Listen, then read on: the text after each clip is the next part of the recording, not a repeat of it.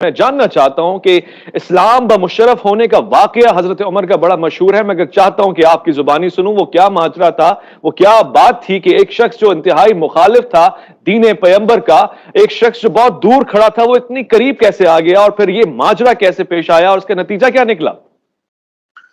دیکھیں جی، اس میں سیدنا عمر فاروق رضی اللہ تعالیٰ عنہ کی خوش قسمتی ہے کہ اللہ تعالیٰ نے انہیں چنا اسلام کی عزت میں اور بلندی میں اضافے کے لیے۔ اسی کانٹیکسٹ میں جامعہ ترمذی کے اندر حدیث موجود ہے کہ خود اللہ کے محبوب صلی اللہ علیہ وآلہ وسلم نے اللہ کے حضور یہ دعا کی تھی کہ اے اللہ، عمر ابن حشام یعنی ابو جہل اور عمر ابن خطاب، ان دونوں میں سے جو تجھے محبوب ہے اس کے ذریعے اسلام کو عزت اور سربلندی عطا فرما۔ تو نبی صلی اللہ علیہ وآلہ وسلم کی دعا کا نتیجہ ہے سیدنا عمر کا اسلام قبول کرنا۔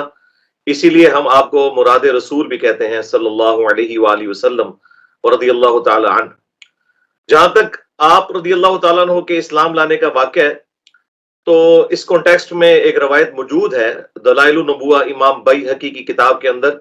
اور سنن دارقطنی کے اندر بھی موجود ہے۔ اگرچہ اس کی صحت میں اختلاف ہے، لیکن اسے ترقی بالقبول حاصل ہے۔ اسی وجہ سے قطر والوں نے جو سیدنا عمر پر 30 اقساط کے اوپر عمر سیریز بنائی ہے عربی میں،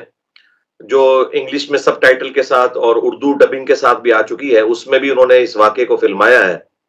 اور کچھ حصہ اس کا مسند احمد کے اندر بھی موجود ہے کہ سیدنا عمر فاروق رضی اللہ تعالیٰ عنہ کے جو بہنوئی تھے، جو کہ عشرہ مبشرہ میں سے بھی ہیں، سعید ابن زید، وہ اور ان کی بیوی جو کہ سیدنا عمر کی بہن تھی،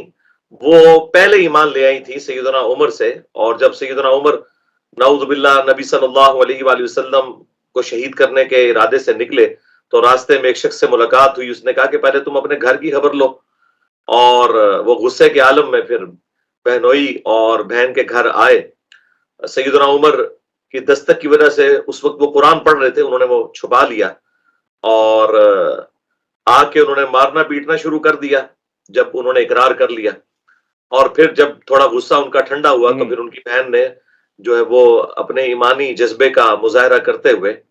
کہا کہ جو کچھ تم نے کرنا ہے کر لو، ہم کبھی بھی اسلام کو نہیں چھوڑیں گے۔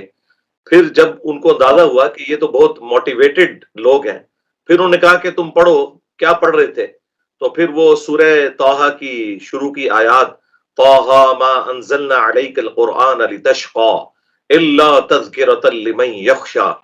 یہ پڑھی اور اللہ تعالیٰ نے ان کے دل پر اثر کیا اور انہوں نے الحمدللہ اسلام قبول کیا۔ اور صحیح بخاری میں عبداللہ ابن مسعود رضی اللہ تعالیٰ عنہ کا قول ہے